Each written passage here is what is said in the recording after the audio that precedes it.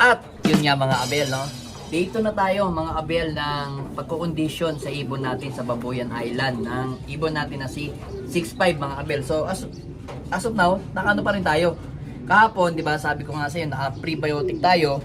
Tapos ngayon, naka-prebiotic ulit tayo. 2 days kasi ako nagpi-prebiotic. Pero pagdating ko ng hapon, pagka after nila kumain ng hapon, tinatanggal ko na yung prebiotic nila. So plain water na ako. So ngayon naman, umaga, plain water sila. Ngayon nagpakain ako ng tanghali kasi pakain ko sila is mga 11:30 kasi hindi ako nagpalipad ngayon. Kasi ginagawa ko, like ngayon, Sabado. O gagawin natin itong Sabado is parang Monday, Tuesday, Wednesday, Thursday, Friday. Parang pinaka-Friday natin is Wednesday mga abel. Ganun ako mag-condition kasi para hindi na tayo mag-a-adjust o yung mag-a-adjust yung katawan ng ibon natin. So tayo ang mag-a-adjust sa pagbibigay ng vitamin sa kanila. So ngayon, kahapon naka-prebiotic tayo na may ideal. Ngayon ganun din na may prebiotic din tayo na may ideal. So same lang yung ginagawa natin, wala tayong binabago. So eto nga mga kapatid, nakikita nyo, naglalambingan yung ano natin. Naglalambingan yung dalawa natin, si Pastel at si 6'5. So ito yung asawa niya. Ito yung asawa niya si 6'5 mga kabelo. Pakita ko sa inyo. Batang bata oh. Tingnan nyo 1, 2, 4 months old pa lang mga kabel. 4 months old oh. Oh, yan oh. Pahaba pa lang yung kanyang bagwi sa 4th primary simula sa ilalim no. Yan no mga kabel oh. Ito. Tingnan nyo. Yan oh. Pahaba pa lang yung tatlo. Isa, dalawa, tatlo, tapos dito yung pang-apat to. Maiksi pa lang yung pang-apat niya. So, going to ano to, going 5 months old pa lang mga abelo. So, ito is young bird to ng young bird to ng PUF. PUF ngayong winter mga abel. By August ang start nito. Yan, ito yung natin si Pastel. Haba ng ligo mga abelo. Haba ng ligo. Hinihingal kasi to, ibon na to. Ayaw na ayaw nagpapahawak nito. Pero parang siya eh. Bukod na agad ng sipit-sipitan eh. Kasi laging binebembang ni 6'5 eh. So ngayon, kasi ako ngayon kasi nung nakaraan linggo, ang ginawa ko, 'di ba, first time niya nagkaasawa, ito nga si Pastel. So ang ginagawa ko, yung isang straight na linggo na yon, nilagyan natin siya ng pugad. To, pugad. Nilagyan natin siya ng pugad. So, doon siya na-motivate.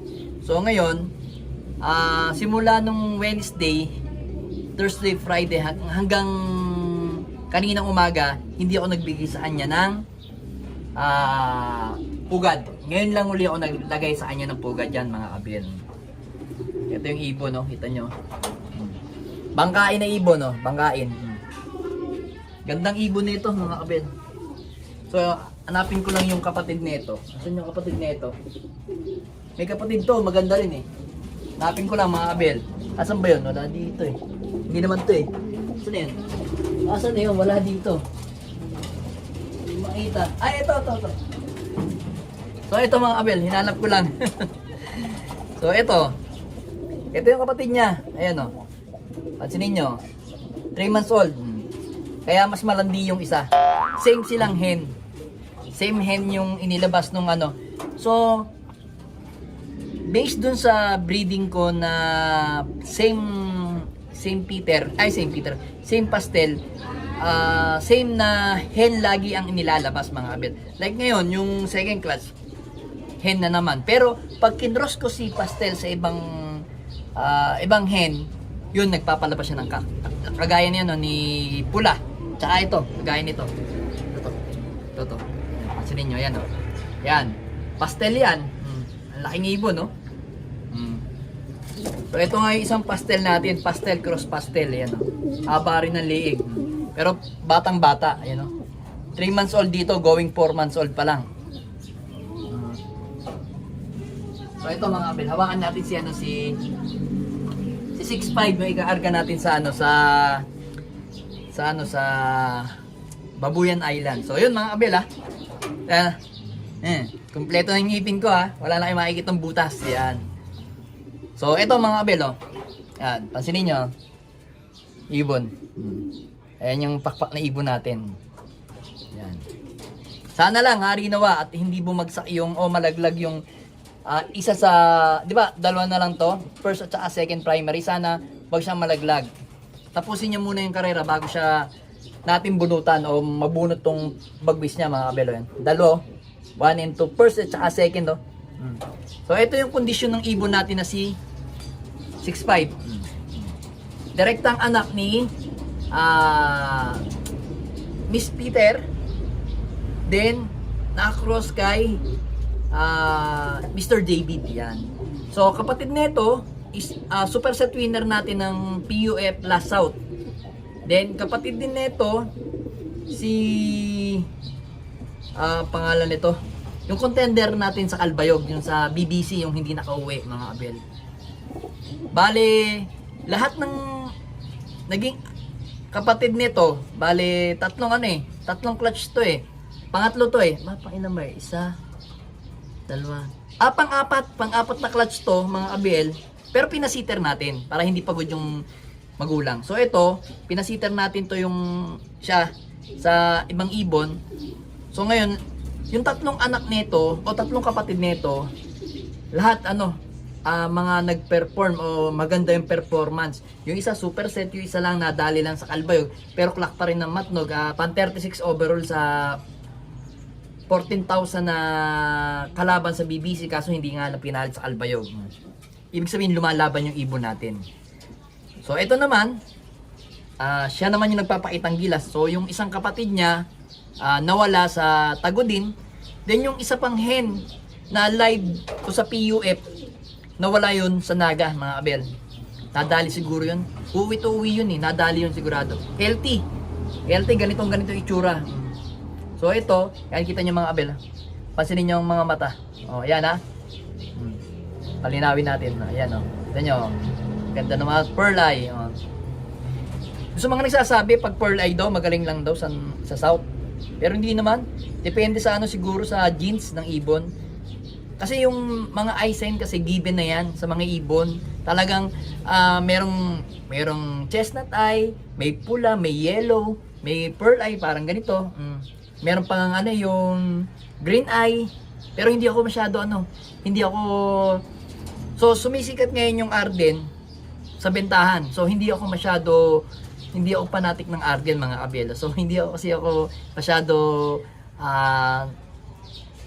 dito ina-idolize yung Arden kasi maganda yung Arden, pero para sa akin minsan ko na nasubukan, hindi siya tumatagal. Kahit sa training hindi siya tumatagal mga kabel para sa akin pero hindi ko pa nasusubukan yung mga green eye, yung mga talagang iba-ibang kulay yung mga mata. Hindi ko pa nasusubukan ilipad, pero meron ako nahawaan dating Arden. Pero mga siguro apo na rin lang ng mga imported, pero hindi ko masyado talaga type ang lipad ng Arden para sa akin kasi nagbe-base ako sa lipad ng ibon, hindi sa ganda ng ibon, kasi aanin ko naman yung ganda ng ibon kung hindi ko naman naililipad, di ba mga abel? Iba pa rin yung performance ng ibon mga abel. Ay, nabanggit ko lang, hindi ako naninira mga abel based to my experience mga abel. Yung Arden, hindi ko gusto yung lipad ng Arden na nahawaan ko. Pero yung mga sumisikat ngayon ng Arden na yan, wala po akong pakialam dun. Hindi ko alam kung anong performance nila, bahala sila dun. Basta ako, nakapokus ako sa ibon ko. Yung nasabi ko lang, yung dati kong hawak na Arden. Yung ibon natin is walang pasok dito ng mga Arden mga abel. Panay tambalelo. Yan. So ito yung kaarga natin sa sa Babuyan Island mga kabel. Sana swertehin tayo. Yan. Then ito nga, kung nailaban nga natin to si Grisel, ayan na nangyari sa bagwis niya mga kabel. Ayan. Yung sinasabi ko sa inyo, kung diniretso ko yung laban, kawawa lang yung ibon, pinahirapan lang natin. Hintayin na lang natin yung tamang lipad nitong Grisel natin mga kabel. Yan ang gandang ibon. Solid. Solid na solid yung ibon na to. Abangan ninyo to sa BBC, sa Allbird.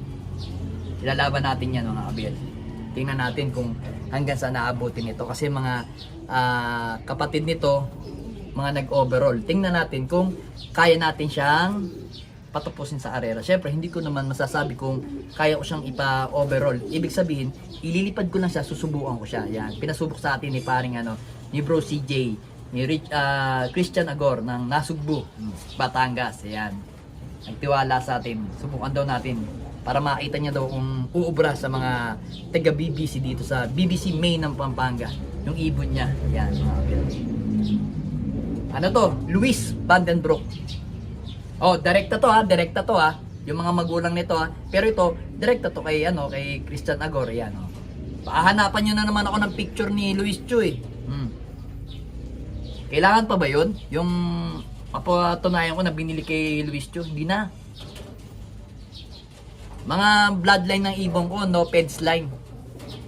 Sabi nga ni Orlando Rupido, ni bro, ang mga ibon natin is lang, no peds line. Pero maliliit ang ibon pero malaki ang utak. Yan.